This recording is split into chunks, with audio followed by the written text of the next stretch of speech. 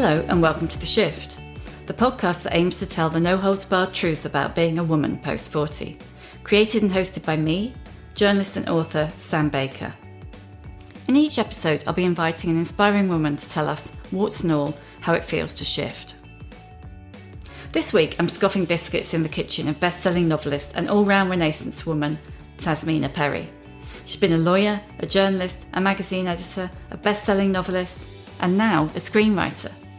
I made my luck by taking a deep breath and getting a prod in the ribs by my friend, taking a deep breath and going and asking somebody. And they could have been rude, they could have blown me out, but actually I would have never have known otherwise. There are loads more gems where that came from, as Tammy shares her wisdom on career, confidence, and why women in their 40s often get stuck at the amber light where career is concerned. Come on in, the biscuits are lovely. Tammy, talk to me about pivoting, because your career is defined by pivoting, isn't it? Do you know what? That word pivot, I hadn't even heard of it. Mind you, didn't Ross from Friends used to say pivot all the time? He did. He said pivot when he was moving the bed. Or was it a sofa? Anyway, so my son, who loves Friends, uses that word a lot, but actually only recently it's become this word about people's careers, and it's absolutely me without necessarily realising that I was doing it. About 6 weeks into my articles, as they were known then, I actually won a competition with More Magazine. Sam, you know this story, but I'll tell it anyway.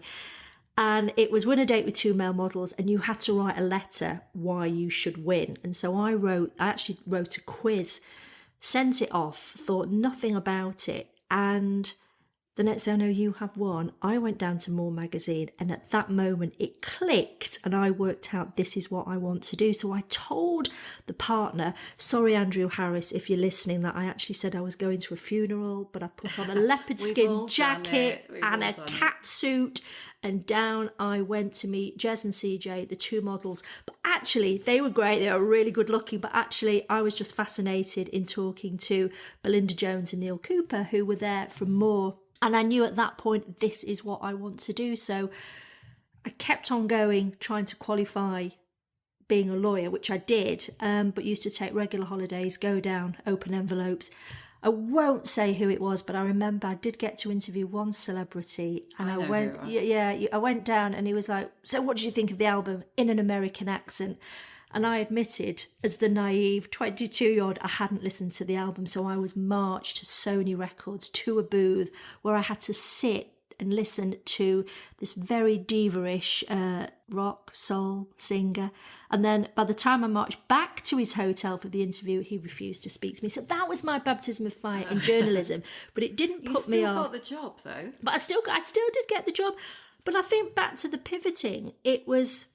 Sometimes we need permission to say yes, we need permission to jump. And for me, even though I knew I wanted to be a journalist, it was very much I needed that validation of winning the competition, and of Belinda and Mari O'Riordan, who was actually, went on to edit Elle, of going, actually, your quiz letter was really funny. Have you ever thought about writing? And it was like, actually yes. And so that was my first pivot. So you scroll forward, you've edited More, and then you moved to InStyle. Had you always thought journalism is one of my lives, it's one of my careers, or did you just do it until something else came along? Or I think, looking back at my career now, I think I like having 10 years of really concentrated activity, doing it to the best of my abilities, but then possibly getting, I wouldn't say bored is the right word, but wanting new challenges. So when I was working at InStyle, and I absolutely loved that job, and it was a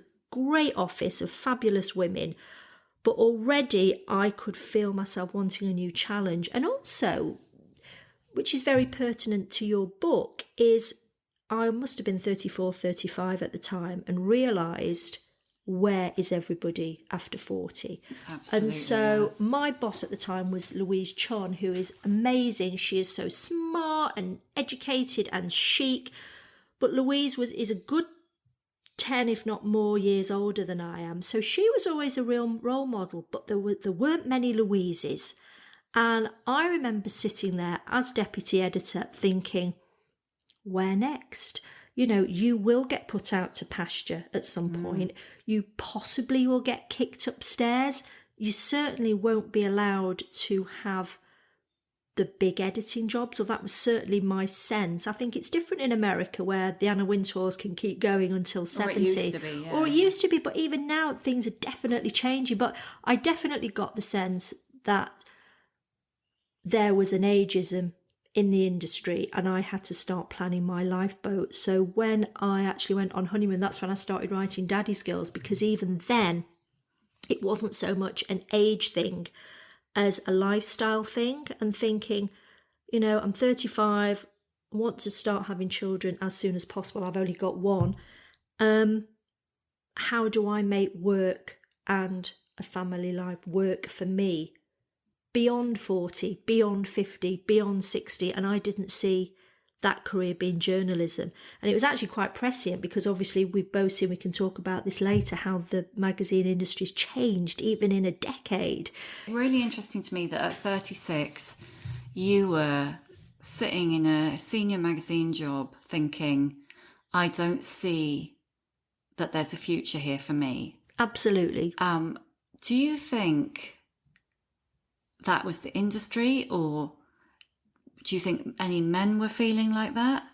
Do what do you think that was? Because that's a really big thing, isn't it? You're not even nowhere near halfway it's young. through your I mean, we career. look back now and think 35, 36. Oh my God, that's young. Oh my God, that's young.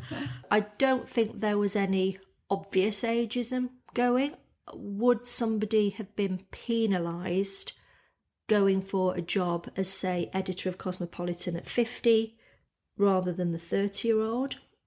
Not sure. Actually, I think Louise, who did go on to edit Cosmo, she was definitely in her 40s. So it's not that older women were not getting the jobs, they were. But it was when you sat down and scanned the room and thought, where are people my age? This industry actually isn't talking to me anymore. That's when I knew I had to make a leap somewhere else. And you leapt really successfully into writing, I want to call them bonkbusters, but you might not like that. Blockbusters, not bonkbusters. But I did love. I beet think reads, yeah, they were beet reads, absolutely pure and really simple. Yeah, glossy, glamorous romps. Yeah, and they were really successful. Yeah, and then 2 years ago, you decided you were going to write psychological thrillers. Yeah. Was that part of your pivot, or is this pre? I think that might be pre-pivot, your next pivot. I think that happened because it's back to what we were saying before about I am definitely somebody, and I think being happy in life is about knowing who you are and accepting who you are and realising what stimuluses you need, whether you are somebody who can start a job at 21 and go through to 65 doing the same thing. My mum was a teacher for 40 years, didn't move schools very often, and absolutely loved being a teacher. I couldn't have done that. I think it was actually Liz Gilbert, wasn't it, the author, who said you are a hummingbird or a jackbird, I think it was, but one's the deep diver, and one is the person with a more fluid view of the world, and they like going and drawing the nectar from lots of flowers. And I'm definitely the hummingbird, which is why I spend half my time when I'm not writing going and listening to talks and museums, and because I like that sort of intellectual curiosity. I like a big world view, and I like change, actually. So that's me. So I'm the hummingbird. So why did I move to psychological thrillers? Well, of course, I was not in law anymore, but I'm still a lawyer at heart, I think. And I've always sort of liked the discipline and the detail of journalism and books. And I always wanted to write quite a dark book, to be honest. And I was... Rewind, I think I've told you this story before. I actually had my agent get in touch about 7 or 8 years ago. Are you interested in ghostwriting? And it was like, actually, maybe not, probably not. it's quite a big gig, ghostwriting. And, you know, depending on who your subject is, it can either be relatively easy or it can be an absolute pain in the ass. So I said, well, okay, I am writing big, thick books because the airport novels were really big at this point, sort of 170, 180,000 words long, which an average book is about 90. So it was. I was doing a lot of work. Yeah, it's 2 books, really. It's 2 books. Who's the subject? It's Donald Trump. And so it was like, oh, okay, so he had a book deal to write a trilogy and was looking for a ghostwriter. What, fiction? So, fiction. So I thought, I'll throw my hat into the ring. And to cut a very long story short, I was rejected for not being big enough. So I don't know who they were after. Forgot all about it. 6 months later, I get another email saying it didn't work out with person number 1. Are you interested? Because they'd read a book had come out that had done quite well, actually. So were they after him being Sidney Sheldon? Do you know what I think? Well, it was from what I could glean from the project, it was a series of novels based around a Trump Towers type thing.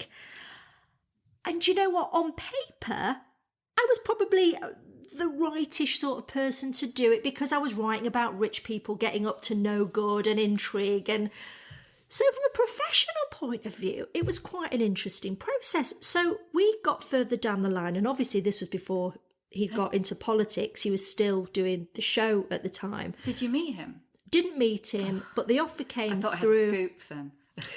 Damn it, no. But I agreed to do it, and we got into negotiations, but the money was not great, I'll be honest with you. And I walked away, but clearly I hadn't read The Art of the Deal because he walked away too, and therein began and ended my project with Donald Trump. In fact, to this day, I kind of think, should I have done it? Actually, probably not. Yeah.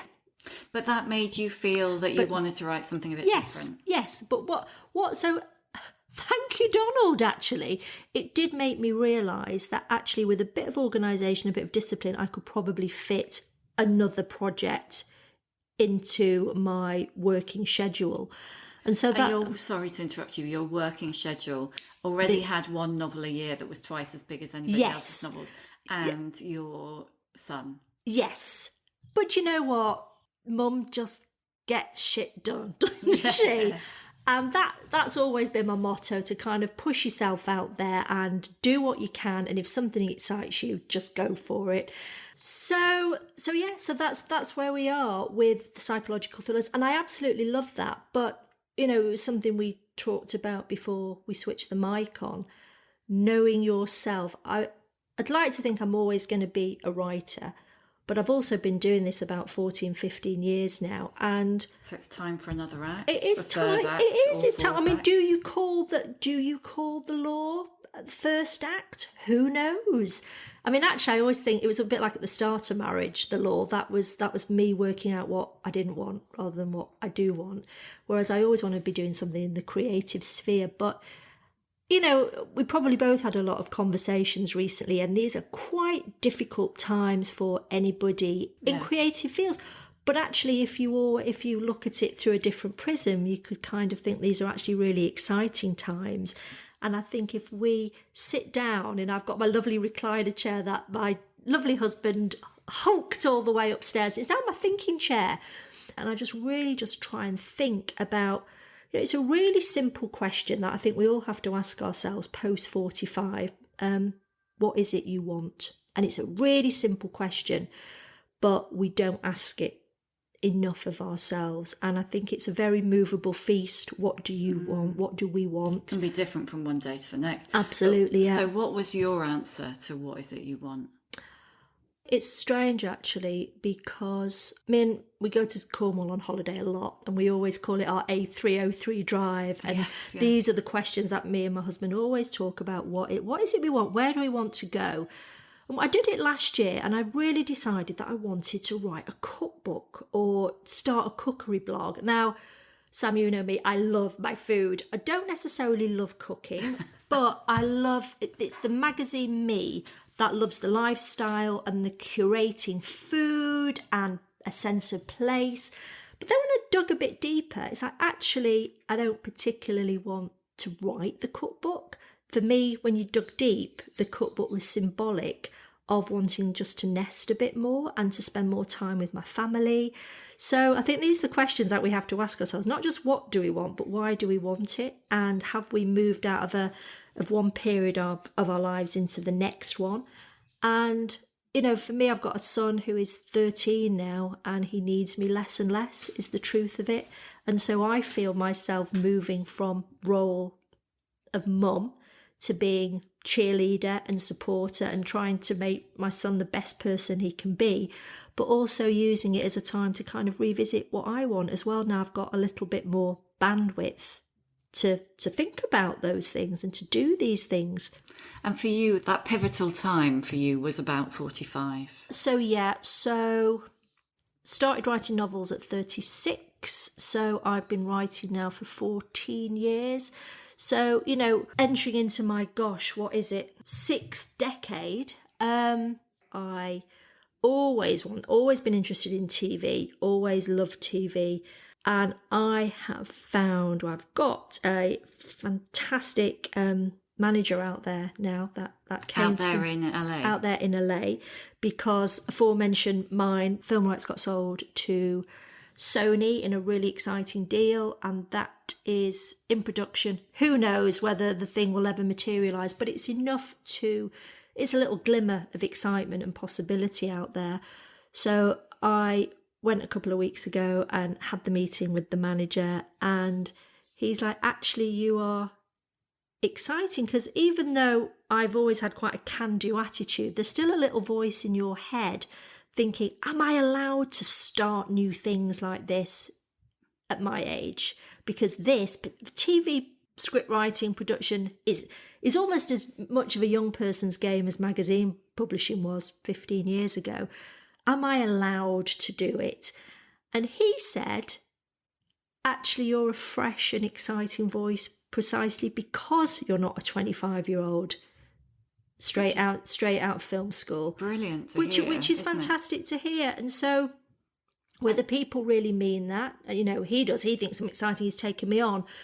But yeah, I think there's room for all sorts of voices, and it always seems to me madness, Sam. I mean, you must have found this editing magazines yourself. Advertisers have an obsession with millennials, don't they? And it's like, actually, where's the money? Who's spending these days? You know, millennials do have disposable cash, but it's really difficult if you're in your 30s now, particularly if you're trying to buy a place, or London rents particularly are just astronomical.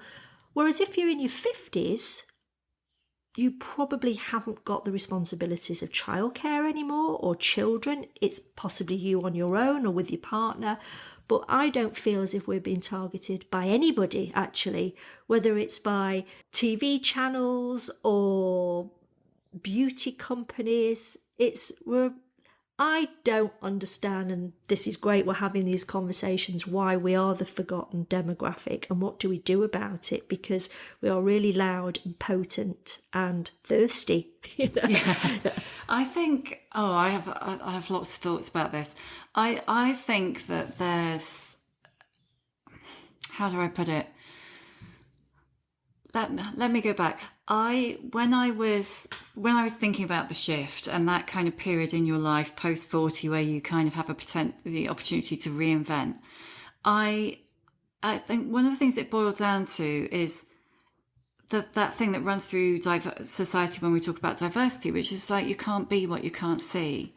And so one night in the summer, I watched TV and I counted the number of women on TV over 40 and then again over 50. Over 50, there were 2 and 1 disembodied voice, which was a very old woman upstairs shouting down in a TV ad. I mean, really? 2 and a voice.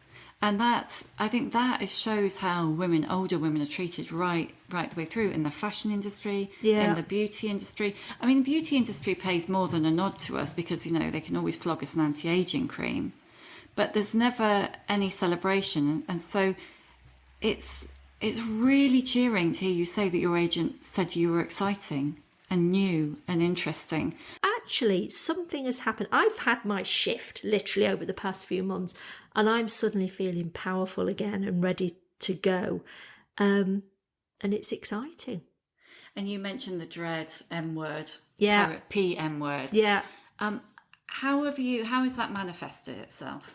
Well, there was a definite throwing of a slipper the other day, and I was at Mum's coffee morning this morning, actually, and I said I was coming to see you, my old mate, and we're doing the podcast, and the M word will probably rear its head. I said there was the most ridiculous episode on Saturday when the most innocuous thing happened, and my husband, and we all get on really well, nice little threesome, three gang, the Perrys. He sided with my son, and something clicked because Mum is often the bad guy and Dad is the good guy, and I'd kind of had enough.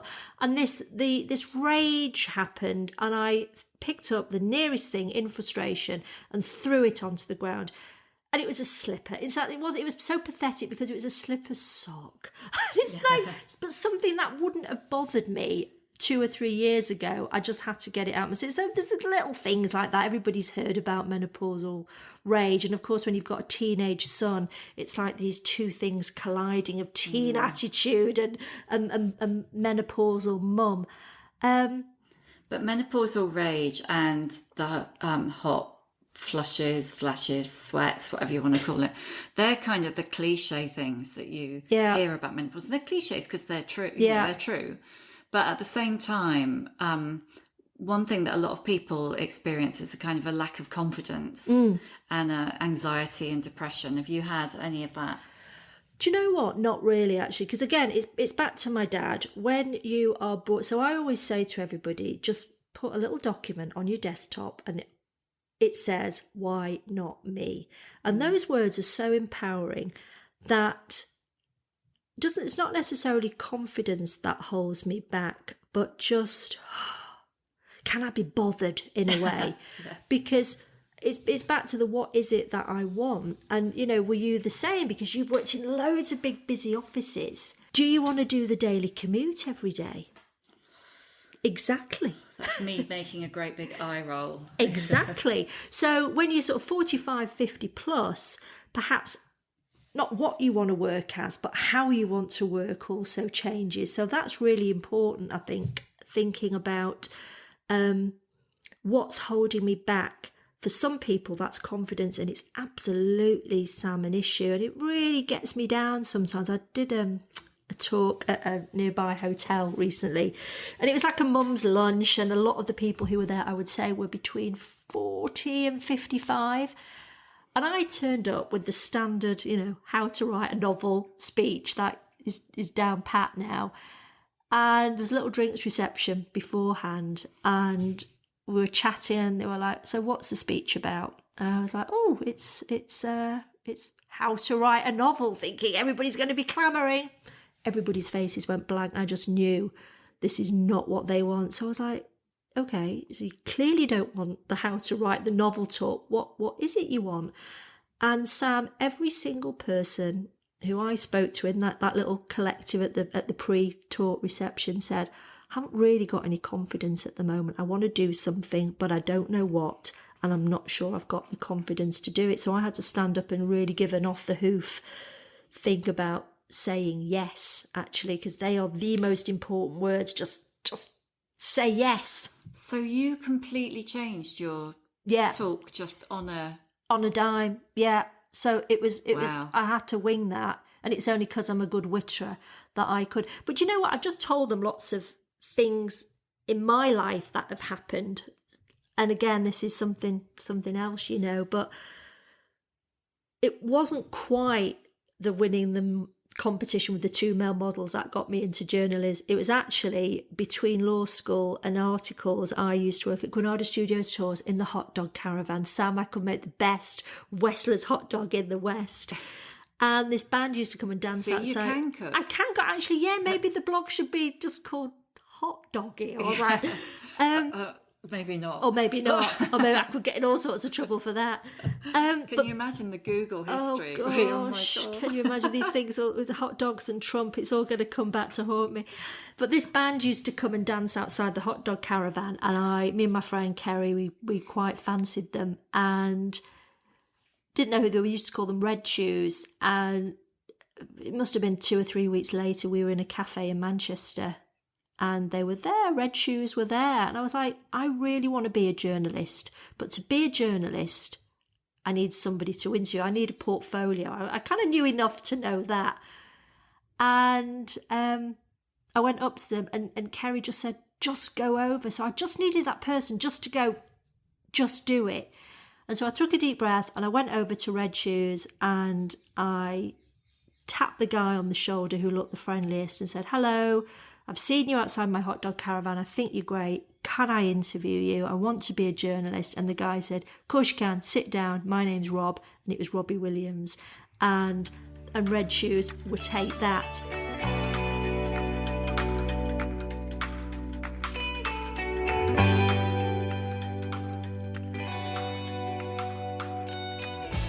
Loads of people would say, oh yeah, but you're so lucky, Tammy, that happened to you. But I made my luck by taking a deep breath and getting a prod in the ribs by my friend, taking a deep breath and going and asking somebody. And they could have been rude, they could have blown me out, but actually I would have never have known otherwise. And that's why these are really interesting times we're living in. And there's a great book called The $100 Startup, which I've read a few times.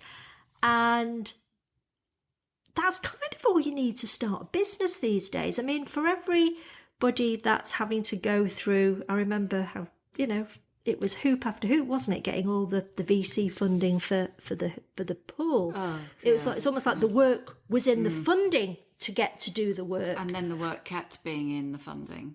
Is so that right? Oh, so self-fulfilling. Oh, you so just kept having to raise and raise and raise. So it becomes one big conveyor belt, presumably, of this. Don't do what I did.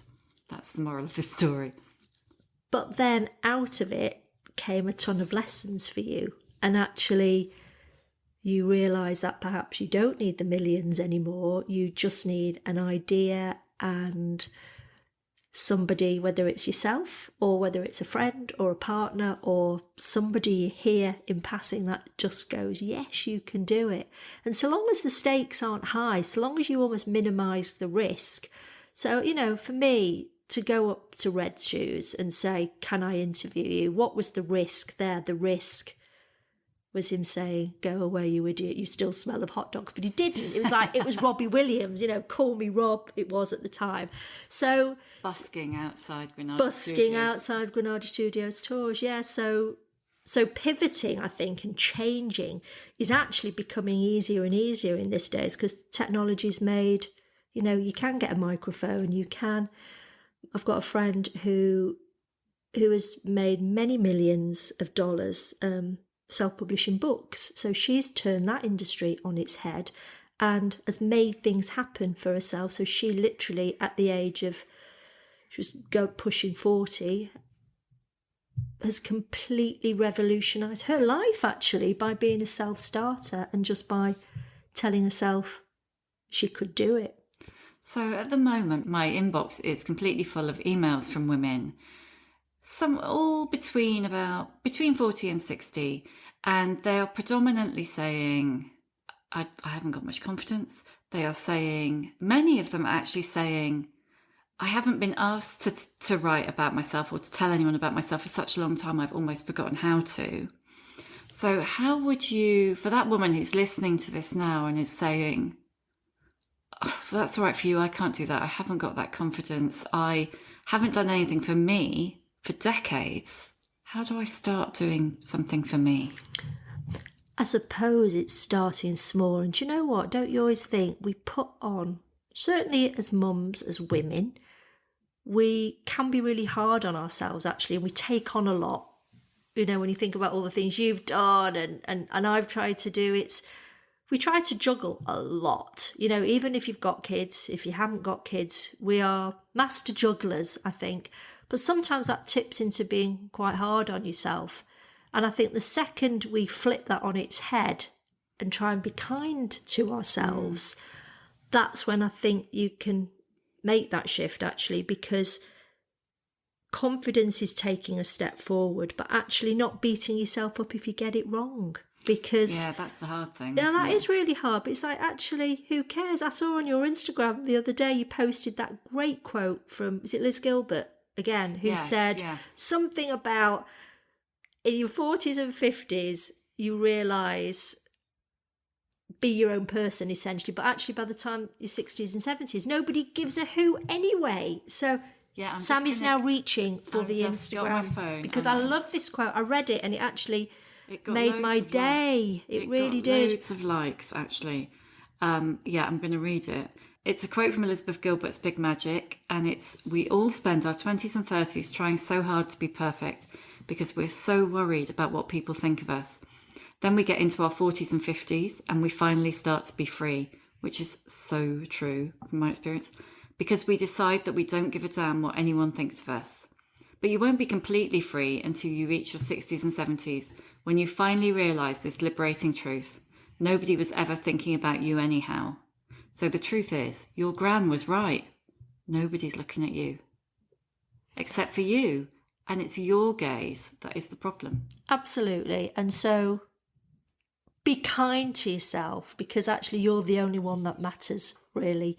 And so whether you feel as if you're not allowed, you can't, you haven't got the skill set, if you just take that deep breath and approach Red Shoes in the cafe, whatever that may be, starting a podcast, starting a business, doing a retail thing. I mean, my mum, as discussed, was a teacher for 40 years and then went on and started her own little business as well. And she's had a great time doing it, and she started all sorts of fun things. And it's the older you get, we do become a little bit more stuck in our ways. But speak for yourself, love. But I do think it's a society thing, but we're only putting ourselves in those constraints. And actually, I packed myself off to LA a few weeks ago and went and had meetings for something that I'm literally the oldest person probably trying to do that by at least 10 years. But actually you find out when you take the chance, but you be kind on yourself and realise if it doesn't work, so long as I'm having fun, I am scratching an itch, I'm doing something I've always wanted to do, then it can only be a good thing. How important is it, do you think, to have a supportive person in your life? Because you do have a very supportive partner, don't you? He's great, yeah. If it's your husband, fantastic, or your partner, fantastic. But it could be a mate. And I've got some friends who often veer towards the not very sensible side of life, but they're my dreamer friends.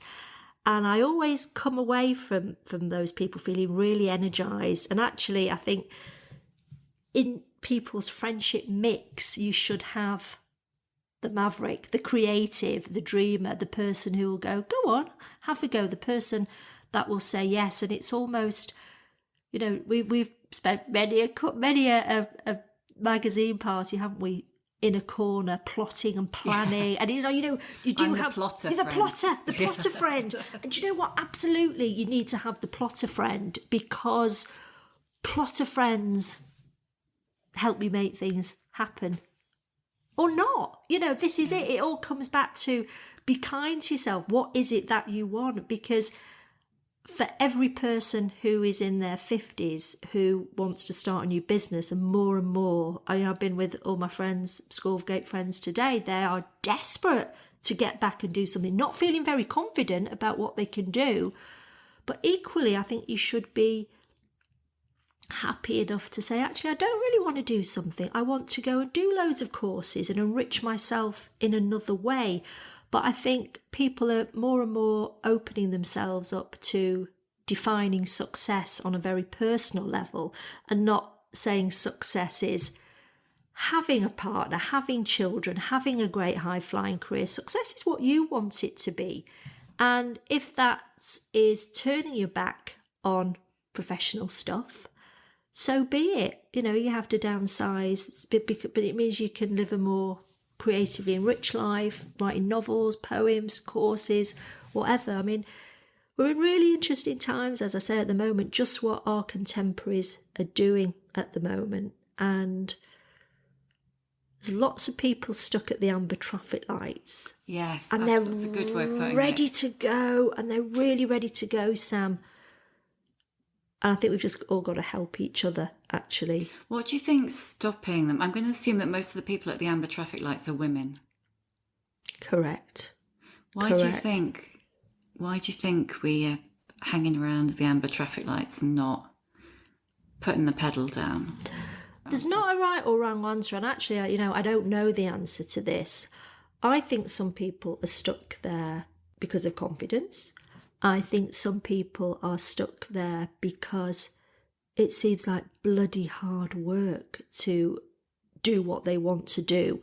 Whether, I've got a friend who wants to become a therapist. Well, a few friends actually that want to become therapists, but it's bloody hard work to do that. It's doing another degree. It's actually going into therapy yourself. It is taking a lot of extra courses, and perhaps they're not quite there at the point in life when, particularly if you've got children between, say, 13 and 16, your parenting isn't done. It's actually really crucial years these for keeping your kids just on the straight and narrow and just being there for them. And even though they're not little kids anymore, just trying to be a good parent. So lots of people at the traffic lights perhaps are mentally ready to go, but actually their lifestyle or their life and their responsibilities at that point is just holding them back. So they're sort of almost like still in the pen, ready to go because the kids still need them, or parents, there's lots of demands at this end at the moment. So from parents. God, yeah. As your children are sort of, coming out of the perhaps heavy duty stuff there, you've got parents at the other end. So we are in this sandwich generation so that's another reason why we're at the traffic lights. And that exponentially affects women, doesn't it, as well? The caring. The carers as the carer. So why else are people in the pen? And also it is, and this is why I think community is so important. It's because we, again, sometimes can be guilty ourselves. This isn't just women of a certain age. This is men. This is kids. Are we thinking big enough? Are we thinking broad enough about what we can do and about what the possibilities are? Because a lot of opportunities we don't even hear about. We don't know what are out there. And it's only by putting yourself out there that you could potentially find something that you really want to do. The opportunity presents itself almost rather than you go out and make it happen. Well, it's like you were saying earlier about when you're a kid and you think, well, yeah, but a kid like me can't be a journalist or can't write a book or can't do anything. But there's also the other thing, isn't there, which is money, which again, women are, it's just a fact that women are worse off financially than men, and so are more likely to be hamstrung by that. And all those are cold hard realities, but if we dial it all back and sit in our thinking chair and actually really think about what is it we want, there are ways of doing things that perhaps, for instance, take being a therapist. So being a therapist is going to be expensive. The degrees cost, the MAs, sorry, I'm tapping. The MAs cost, everything costs. Everything, there's a price on everything to qualify. And some people are literally not in that financial position to do it. Most people are not in that financial position to do it. But actually, what is it about the therapy work that you want to do? Is it about making a difference? Is it about community? Is it about trying to feel really fulfilled on a daily basis? So there could be parenting courses. There's cheaper ways, easier ways to achieve the broad strokes of what you want to do. So it's giving ourselves, don't you think, that time? I mean, how did you decide to just sit down and write the non-fiction book? Was it strategy? Was it sitting down and thinking about it? How do we arrive at decisions? Big question. It's a big question. In that case, it was losing my job. Yeah, well, some decisions are forced. Some decisions are forced. I thought I would write a non-fiction book proposal because I didn't think my brain was in a space where I could write fiction. So I wrote a non-fiction book proposal, which nobody wanted. But during the course of writing that, two things happened. One was I learned how to write a non-fiction book proposal, which is very, very specific, huge. They're enormous, very different from fiction. But also what came out of it was that lots of people said they would be interested in a book by me on a different subject. So I came up with a couple of other ideas, and my agent went back to those editors and said, are you interested in this, that, or the other? And they all went, we love The Shift. We love it. And it was something that was really, really close to my heart. And then the more I spoke to other women, kind of north of 40, about what was happening in their lives, I could see that the shift really, really was a thing. And whether they were premenopausal, perimenopausal, postmenopausal, they were all saying the same thing, which is that I am changing, and change is being forced on me by my hormones. Change, women are really actually brilliant at coping with change because our whole lives are change through, puberty, childbirth, if you have children, and just how your hormones impact on your everyday life. And then perimenopause, and it all goes away. And it was so interesting talking to women about what they didn't know about menopause. Like, I didn't know very much about menopause when I went into perimenopause, and how they felt after it. And this kind of surge, if you like, that I have experienced this year, which was probably the real kick that got me doing the non-fiction proposal, a real surge of, actually, this is me. And I think, weirdly, whilst I would quite like my 26-year-old body back, I wouldn't go back to being 26 or even 36. I think 20s are really hard. Your 30s are all that, will I, won't I have a baby? What am I doing wrong? For me, it was going from one job to the next and rightly or wrongly, burying myself in that. My 40s were a bit shit. And now I'm 53 and I feel like, I feel more confident, and I'm like sitting up straight and everything, and more aware of my own capabilities than I ever have before. And that has all happened this year. So I think it's all those things together. But I don't think you have to go through the extreme of a business collapsing from under you to have that experience. It might be something else. And quite often people talk about relationship splits or leaving jobs or big changes that they can't separate from the hormonal shift going on in their life. What you're saying, though, isn't it? And I'm not a woo-woo person, but you were open to listening, and you were kind of, you were open to where things were taking you.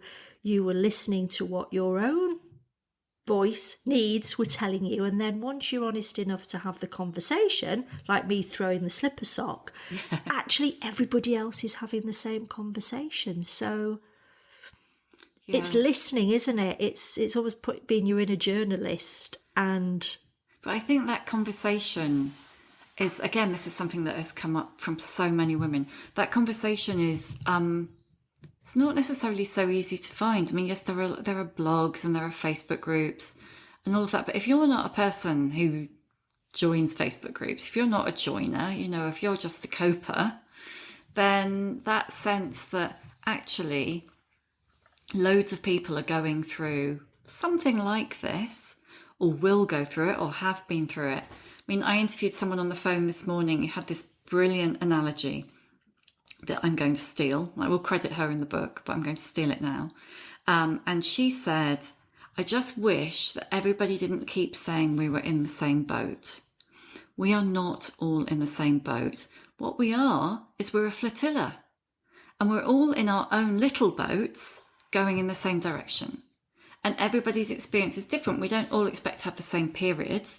We don't all expect to have the exact same experience of childbirth. So why do we expect to hit 45 or 50 or 55 and all have the same experience of that? And I just thought that's a really good point. I don't want to over elaborate the analogy, but we're not all on a big liner going over there. We're all having our own experience of the same thing in a different way.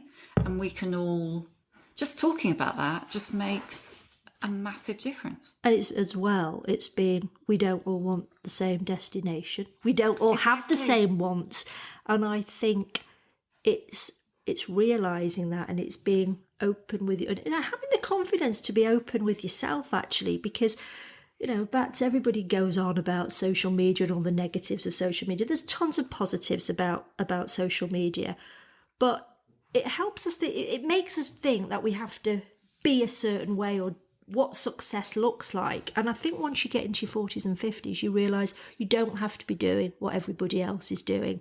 And actually, that end game isn't my end game. So for every person that wants to start a business at 50, like I know Arianna Huffington, who, when did she start Huffington Post? She must have been early 50s. Must have been, yeah.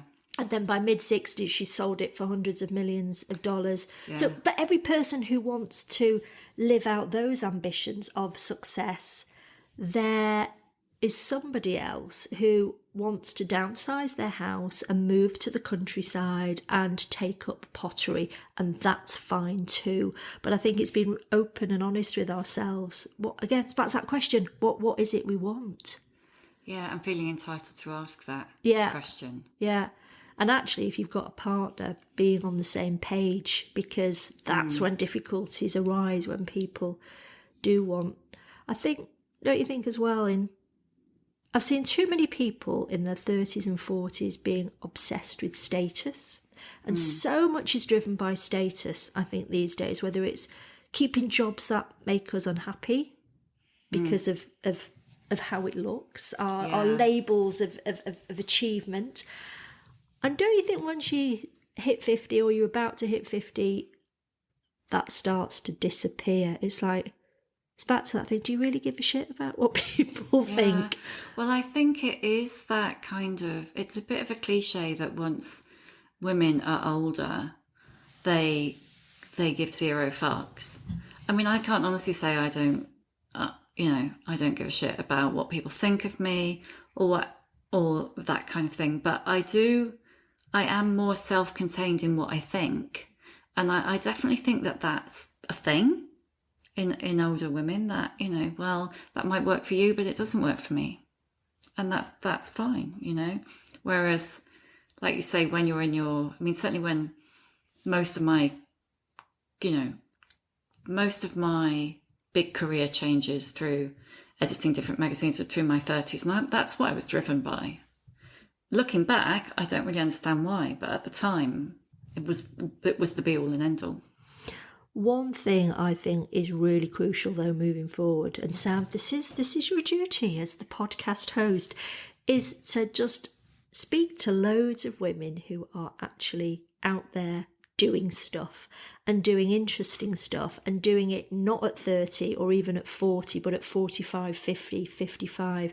Because we all want to hear it, actually, because it's back to me watching Barbara Taylor Bradford in Manchester Waterstones in The Cloud of Perfume. It's like, I can do that. And so far, I mean, there's been lots of steps made forwards with seeing different voices and different faces across all manner of medium and media at the moment. But actually, I'm not sure we are holding up as a society older women yet as role models, when we're quite different, we're quite unique as a culture. If you go to the Far East, we are the elders, we are the elder statesmen, we are the wise people. But I think more and more older women doing interesting things should be championed by the media across the board, to be honest.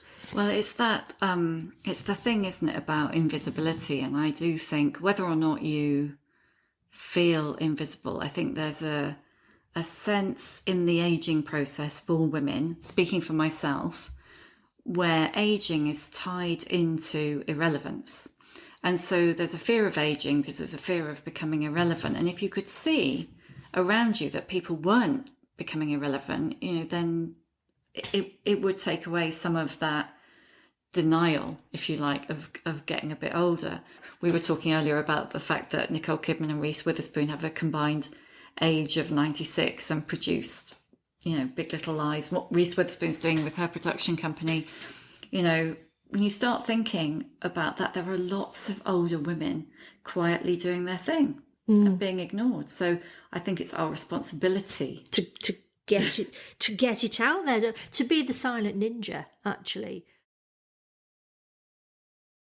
The plan is that I'm going to end every podcast with a series of questions I always ask that are a bit more general. Yeah. So what would you, if you could tell younger women one thing, what would it be? To always ask yourself, what is it you want? What is it you want? To not be afraid to change. To have confidence in yourself and your ability. To be kind to yourself and be kind to others. And it's that cheesy phrase, but there's a lot of truth in it. Is it Oprah? Just live your best life. It is really. Oprah, I think. Yeah. Brilliant. Who's your old bird role model? Gosh, old bird role model. That is hard. I've never met her, and she's probably a very different person to me. But again, Arianna Huffington did not. She was already wealthy. She was already connected, but she had the balls to go out there and create a business from scratch at the age of 43, 44, 45, when regardless of how connected she was or wealthy in her own rights, I bet a lot of VC people turned her down, actually. And you see the same with Tina Brown, all these sort of women who are way into their 60s now, but I kind of think whatever those women do, or women like them, whatever they do will be interesting next. And they're not letting age become boundaries at all. They are producing things that actually go across all boundaries. They're actually tapping into a spirit and a spirit of women who want to be generous to themselves and to others. And just want to shake it up. And actually they're doing new exciting things. When Tina Brown did Daily Beast, she was pretty ahead of the curve in terms of digital projects. So she wasn't leaving it to the 25-year-olds to do that. She was deep into her 50s and was doing that. So I'm always really inspired by people who are taking on the young people. What would your superpower be? Oh my gosh. This is my favourite question ever. I've been asking this question for years. Yeah, but my son is obsessed with Marvel and DC. Yeah. So they have this a lot. And we've touched on it once before, actually, and it's probably the invisibility thing. Even though when you're in your late 40s, going into your 50s, it's almost a cloak that society puts on you, the invisibility thing. But actually you want to be invisible because you can make mistakes without the glare of people looking at you and judging you, let's be honest. And just go about my own business, even though I did a quiz once, are you an extrovert or an introvert or an extrovert? And I was on the extreme end of extrovert. Actually, the older I get, I like my own space and I like doing my own things. I'm really happy. Sam, you can see it, my little swingy chair, and just nobody's looking. And I'm sitting there thinking and plotting and planning. And the last question, which is a really silly one. The last question, how many fucks do you give? Oh my God. Well, do you know what? Did you see how I almost said 0 fucks? You almost did, and then I almost said, but we're here to be honest, because I think everybody needs to be honest. I think there's so much bullshit around at the moment about, we look at Instagram and everybody's lives are fantastic and wonderful and we're all achieving so much and everybody's doing brilliantly. Actually, I do care what people think sometimes, particularly people whose opinion I care about. So I don't exactly give 0 fucks. Ultimately, I do. But I think if we're all totally honest with ourselves, we still want to please people. So, for instance, I still kind of want to please my dad. It's really important to please people still. And I hate myself for it. But I think we should also be really honest with ourselves about what is a human reaction at the end of the day. So while I wish I could be this kind of kamikaze person who just jumps off and doesn't really care what anybody thinks of me, the honest answer is I've got a little half eye on it. Ultimately, I don't give a hoot. And in a way, there is a part of me who's that girl from Manchester who kind of just wants to go like that. I'm actually sticking the finger up there and just goes, actually, you can do it. why not me? So that's brilliant. Thank you, Tammy Perry, Tasmina Perry to you. Yeah, can we get back on the biscuits now? Yeah, let me hang out in your kitchen and eat your biscuits. Thank you for listening. I'd love to hear your feedback. You can reach me on Twitter at Sam Baker and Instagram at The Other Sam Baker using the hashtag #TheShift. You can hear a new episode of The Shift each week on Acast, Apple Podcasts, Spotify, or wherever you get your podcasts. If you like what you hear, please do rate and subscribe because it really does help other people find us.